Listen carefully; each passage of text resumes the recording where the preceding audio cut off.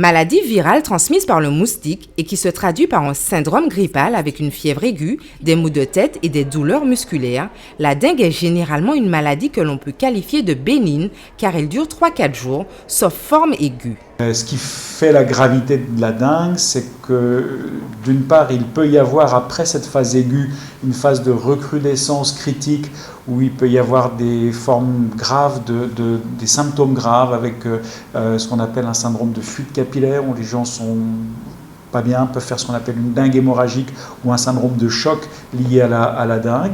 Donc c'est pour ça que c'est une maladie préoccupante. Il n'y a pas de traitement spécifique pour la dengue. On traite les symptômes, c'est-à-dire les douleurs et la fièvre, avec du paracétamol. Les personnes considérées comme à risque qui peuvent développer une forme plus importante de la maladie sont les jeunes enfants, les personnes âgées ou femmes enceintes et ceux déjà sujets à la dengue ou à des maladies chroniques. Depuis longtemps, on cherche à trouver un moyen de se protéger de cette maladie, soit en luttant contre les vecteurs ou en se protégeant des piqûres de moustiques, soit idéalement en étant vacciné.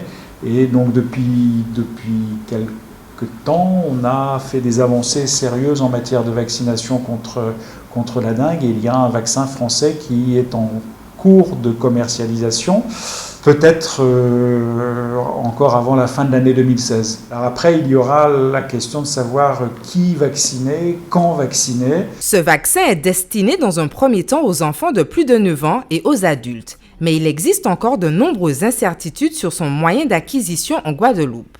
Dès lors qu'il obtiendra son autorisation européenne, l'accès sera automatique dans notre région sous réserve de modalités des services de santé publique.